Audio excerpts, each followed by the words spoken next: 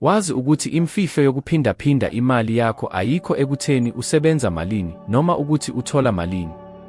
Imfihlo ikuma indlela ocabanga ngayo futhi okubalulekile kakhulu kumuzwa wakho ngalokho onakho manje. Yebo, usho kahle.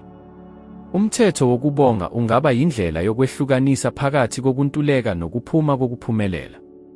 Manje, ngiyazi ukuthi kungenzeka ucabange ukuthi, Bob, lokhu kubonakala njenge-ibhiti. Kulungile, ngilapha ukuze ngikukhombise ukuthi akuyona imilingo. Umthetho womhlaba wonke wokubonga uhlezi emsebenzini. Ake siqale ngezinto ezingase zibe lula, kodwa ezinemiphumela emikhulu empilweni yakho yezimali. Ukubonga akuwona nje umkhuba wokuziphatha kahle, kodwa kuyinto esheshisa ukuthola umcebo. Uma uzizwa ukubonga, ngokungempela uhlezi esimisweni esikhanga ukuvuselela izinto eziningi. Manje, ngiyazi ukuthi kungenzeka ucabange ukuthi, Bob, lokhu kubonakala kuyinto ethokozisa abantu abanezinkanyezi noma abantu abavela emindenini ethile. Ngicela ngikutshele, akukho okungaqondile kangako. Imilingo yangempela ukubonga itholakala ngesikhathi uqala ukubona, ngenhlonipho, konke okukhona manje. Lokhu kufaka phakathi phela izinqwaba ezincane zansuku zonke. Isimangaliso sokuba nomuzi, ukudla, noma ngisho impilo, kuyisibonakaliso sokuphumelela. Lezi zinto ezisemhlabeni ezivele zikhona, kodwa kaningi azivunywa ngendlela okufanele zibe nayo. Futhi lapha kuyimfihlo, ngokubonga okukhona, uvula indawo yokuthi umhlaba ukunikeze okwengeziwe. Manje, kungenzeka ucabange ukuthi, Bob, lokhu kubonakala kuhamba kahle emibhalweni, kodwa uma ngingenalutho engingabonga ngalokho. Uma ngilahlwa imali, ngiyakuqonda. Iningi lethu, ikakhulukazi ezikhathini ezinzima, sigxile kakhulu kulokho esingakutholanga ukuthi silibale ukufaka isikhumbuzo semibuzo ngezinto esinazo. Ngingaqinisekisa ukuthi, kuphakathi kokuthi uphumephi, kukhona into ongakwazi ukugcizelela. Kungenzeka kube impilo yakho, abangane bakho, umndeni wakho, noma ngisho ukuvuka kwakho. Lezi izinsiza abantu abaningi abazithokozisa, kodwa-ke zibalulekile ekutheni uzophumelela. Futhi kungani lokhu kubalulekile kangaka? Ngoba ukubonga kudala umsindo wokuphumelela. Futhi lo msindo ulungele kakhulu umhlaba. Uma uvuma ukukhululeka, uqala ukugcina okwengeziwe. Cabanga nje ukuthi uzizwa kanjani uma othile ekubonisa ukubonga. Akukhona ukuthi umuzwa wokuphinda uthumele okwengeziwe. Lokhu kuyinto ephumelelwa uma uthumela ukubonga, umhlaba uqala ukuphinda unikeze okwengeziwe.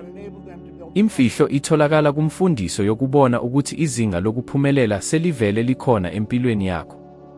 Futhi ungasebenzisa kanjani lokhu ekuphileni kwakho kwansuku zonke? Ngiyakumema ukuba uqale manje. Thatha isikhathi uma uvuka ekuseni nokuphuma ekuseni, ucabangele izinto ezintathu ozibonga ngazo. Yenza lokhu nsuku zonke, ngaphandle kokuphuthelwa, bese ubheka ukuthi kwenzekani empilweni yakho. Uzobona ukuthi, ngokuhamba kwesikhathi, umbono wakho wobungcwethi uzoshintsha. Uzobona amathuba lapho ngaphambili ubona izinkinga kuphela. Mhlawumbe ungangqikazi futhi kuyinto evamile. Ekugcineni, kungani ubonakala ukuthi isenzo esilula sokubonga, okubukeka kuba lula, sinamandla okukhulu. Iqiniso ukuthi ukubonga akukhona nje ngezisho noma ngemibono, kubonakala ebuhlungwini bakho. Akuvamile nje ukubonga ngezisho ezilula, kodwa ukuzwa nokukholwa ukuthi konke okukhona manje kuhlelekile ukuze uvule iminyango kokuzayo. Khumbula into eyodwa, ukubonga kuyisikhali esinamandla esingavula iminyango ongazange wazi ukuthi ikhona. Mina ngiyisibonelo esiphilayo salokho. Ngaphambi kokuthi ngiqonde amandla amakhulu okubonga, impilo yami yezimali yayivaliwe ngokuphelele. Kodwa lapho ngiqala ukubonga ngokweqiniso, iminyango yaqala ukuvuleka, eyodwa emva kweyodwa. Kwakungekho umakhi, kwakungekho inhlanhla. Kwakuguquka kokucabanga kwami, ukuguquka endleleni engibona ngayo umhlaba ozungezile. Ngakho-ke, uma usukulungele ukuguqula impilo yakho yezimali, qala ngesinyathelo esilula, ukubonga. Bheka ukubaluleka kwalokho onakho manje kulokhu okukhona okwamanje bese ubona ukuthi amandla akho aqala ukudonsa umphumeleli owengeziwe empilweni yakho. Ngiyakuqinisekisa ukuthi uma wenza lokhu uzoba nokubona umcebo ngendlela ehlukile ngokuphelele. Impilo igcwele izithiyo. Sonke sibhekana nezinselelo. Akubalulekile ukuthi ungubani noma uvela kuphi, uzobhekana nezinselelo endleleni yakho. Futhi ngizoba qotho nawe, uma ulindela ukuthi lezi zithiyo zishabalale zodwa, uyazikhohlisa. Izinselelo ziyingxenye yenqubo. Kodwa umehluko phakathi kwabantu abafinyelela empumelelweni nalabo abahlala bephoqelekile emkhakheni wokushoda, kusekutheni babhekana kanjani nalezi zithiyo. Iqiniso elikhulu lisesimweni osondela ngayo. Futhi lapha kubhalela ukubonga. Ukubonga akukwenzi nje ukuba uzizwe kahle ngalokho onakho, kodwa futhi kushintsha indlela obheka ngayo izinkinga ezivela endleleni yakho. Kholelwa kimi, uma uqala ukubona izithiyo njengezindlela zokuphumelela, kuzoba nesimo esiyisimanga. Uzoba nokukhula, ukufunda, futhi uhamba ngokushesha kakhulu ukuze ufinyelele kulokho ofuna ukufeza.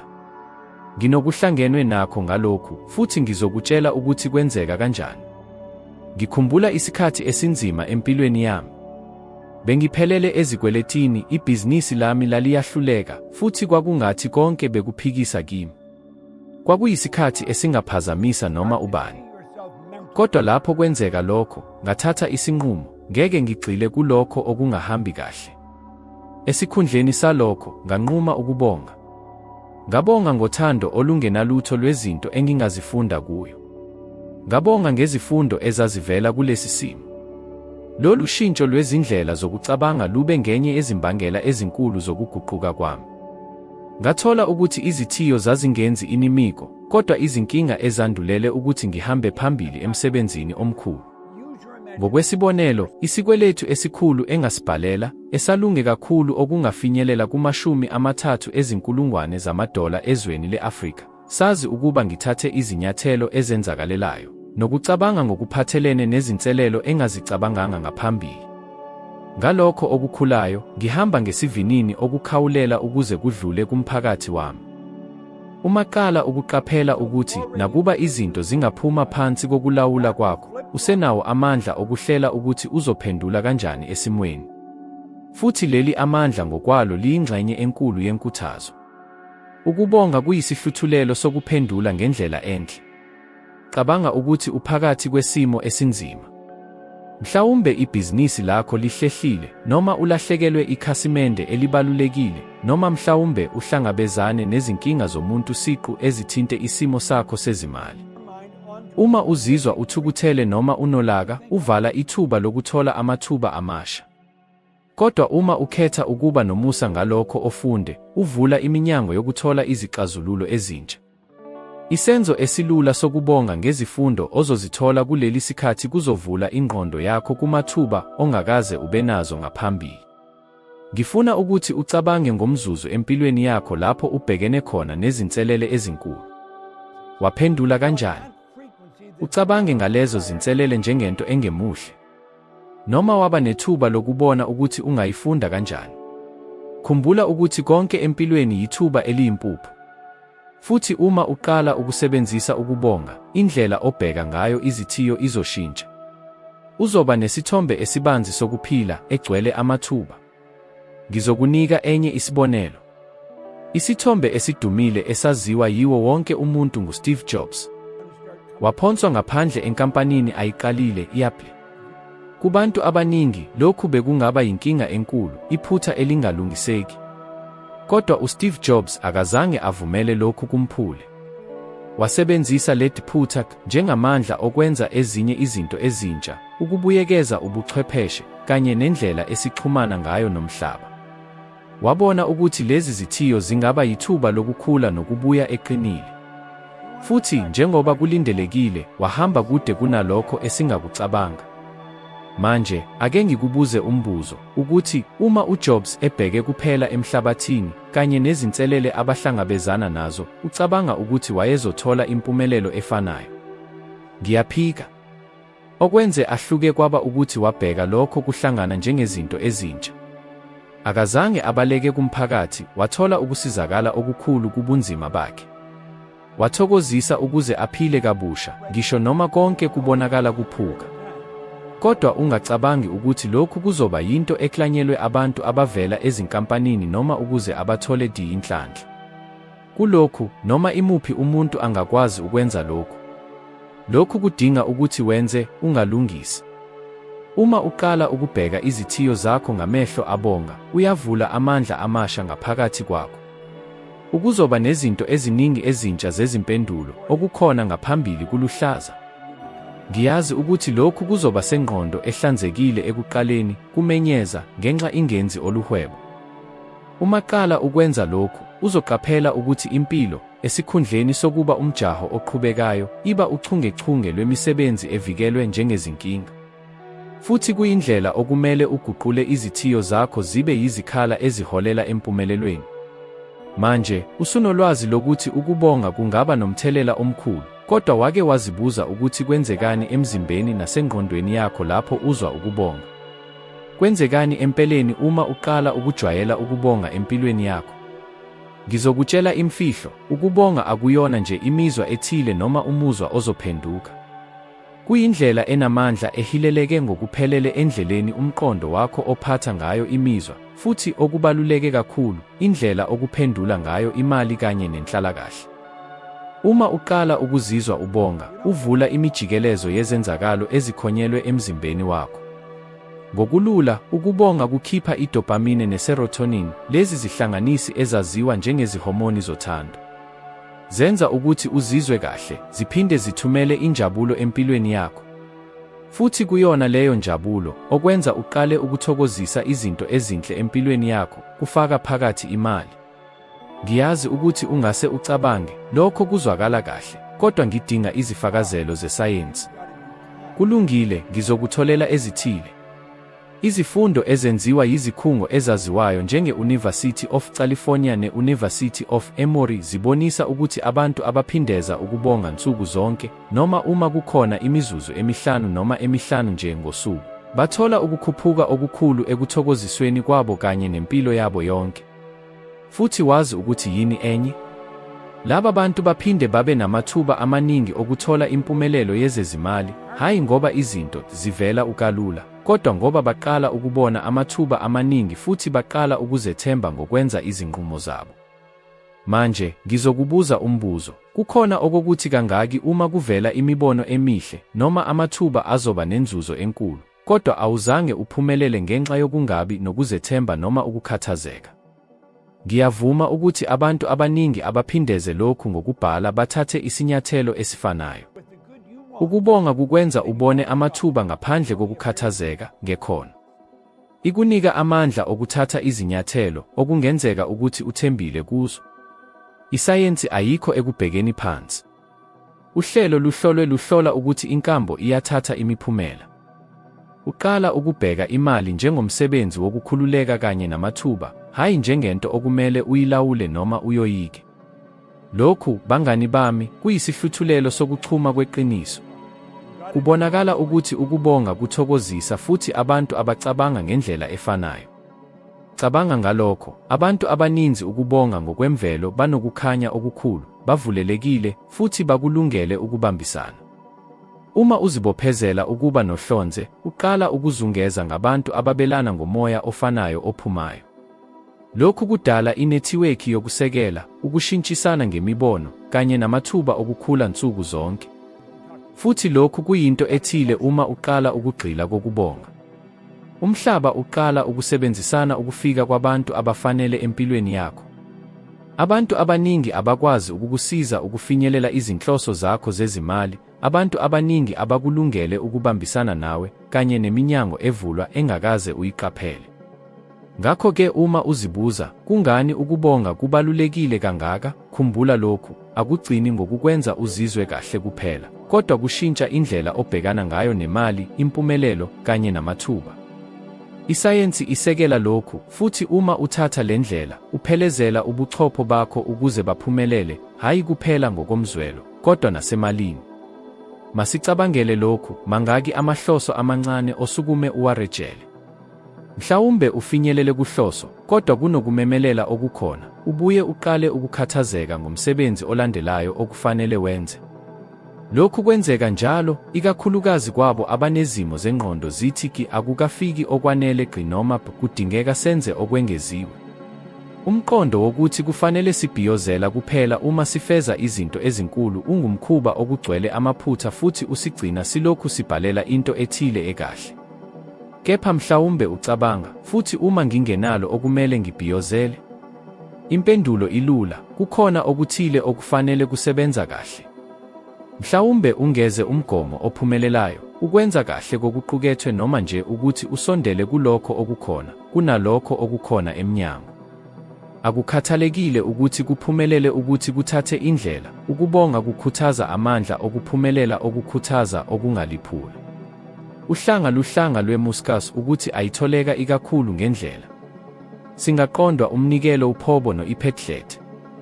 Cabanga ukuthi uhlawelela yonke impumelelo encane ngokubonga, uqinisekile ukuthi isinyathelo ngasinye osithathayo sikwenza ube seduze nezinhloso zakho ezinkulu. Ucabanga ukuthi kuzokwenzeka ini? Ngiyakuqinisekisa ukuthi impumelelo izoqala ukuvela kaningi, futhi uzoba nokukhuphuka okukhulu kokuzethemba kwakho kanye nomdlandla wakho. Futhi okungaphezu kwalokho, uzoba neziqiniseko zokuthi imali ayisiyona into eshodayo, kodwa amandla aphelela ekuthandweni yakho. Ngikukhuthaza ukuthi uqale manje. Esikhundleni sokugxila kuphela ezinkingeni, gcina ugxile kumavukelambuso, noma zingaba zincane kangakanani. Uma wenza lokhu, uzobona ukuthi amandla owakhishayo azoba yinto evuselela impumelelo, imali, nokuthokozisa okuthe xaxa empilweni yakho. Ukuhlela ukuzijabulisa kuyindlela yokuhlola amandla ezimpumelelo zakho. Ungaphuthelwa yithuluzi elinamandla kangaka. Hlala uhlele namuhla, kusasa, njalo. Ngiyazi ukuthi ekuqaleni, kungase kubonakale kuyinto elula kakhulu, cishe ayinakwaziswa. Abaningi bacabanga ukuthi kudinga ukuba kube nesigameko esikhulu noma umphumela ophakeme ukuze uqale ukubonga. Kodwa engikukhuluma kuyinqaba ngempela. Uma uqala ukwenza ukubonga nsuku zonke, uqale ngalezo zinto ezincane, uzovula umnyango ophuma ohlelweni lokuphila okuhlotshisiwe, impumelelo, kanye nobuhle. Akukhathalekile ukuthi ukhona kuphi manje, noma isimo sakho sokuphila sibe khona esinzima kangakanani, ukubonga nsuku zonke kuzoshintsha ngokuphelele impilo yakho. Futhi ngiyakwazi lokhu ngoba ngiphumelele kulokhu okukhuluma. Ngikhumbula kahle isikhathi lapho ngangibhekene nezinkinga zezimali ezinzima. Kwakungumzuzu wokuphila ophezulu, futhi kwakubonakala sengathi akukho lutho oluzoba luhle. Kodwa ngesikhathi esifanayo, ngiqala ukwenza ukubonga nsuku zonke, futhi izinto ziqala ukuguquka.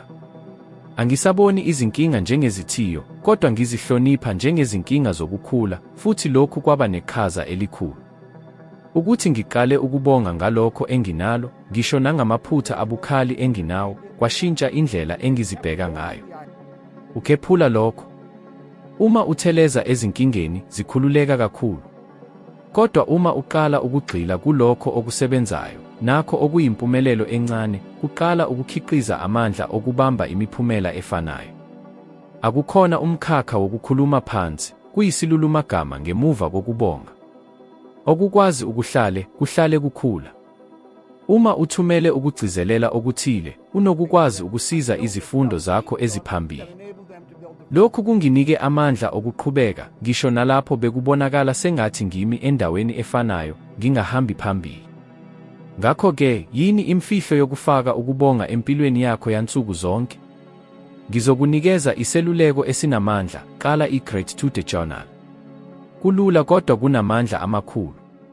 Njalo ngosuku, noma lapho uvuka noma ngaphambi kokulala, bhala izinto ezintathu ozibonga.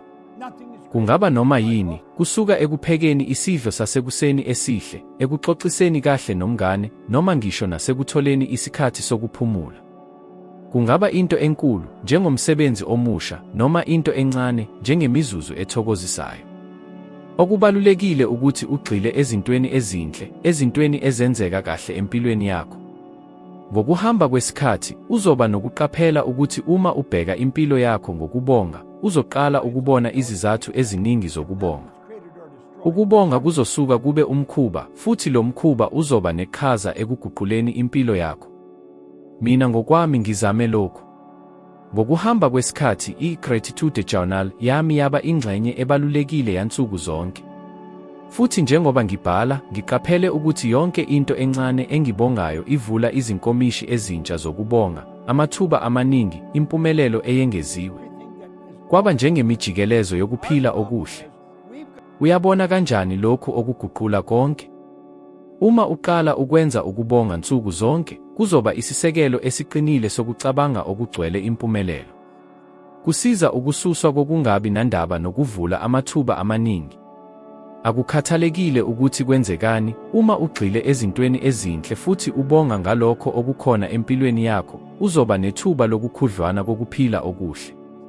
Futhi hayi nje lokhu kuphela, uzoba umuntu opholile, othokozayo, futhi amathuba azoba khona ezindaweni lapho phambilini ubucabanga ukuthi awekho. Ngifuna uqale manje.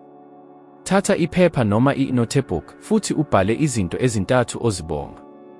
Yenza lokhu nsuku zonke, izinsuku ezingama-30. Ngiyabachaza ukuthi ubone ukuthi impilo yakho izoshintsha kanjani kuleli sonto. Uma uqala ukwenza ukubonga nsuku zonke, uzobona ukuthi izinkanyezi azibhalela izinkanyezi zemishumo ethokozisayo nezinkinga ezenzakalayo. I-Gratitude Journal akusikho nje ukufundisa kuphela, amahuluhulu azolungisa ukusebenza ethanqophi yendlala zingi Lexpaterek.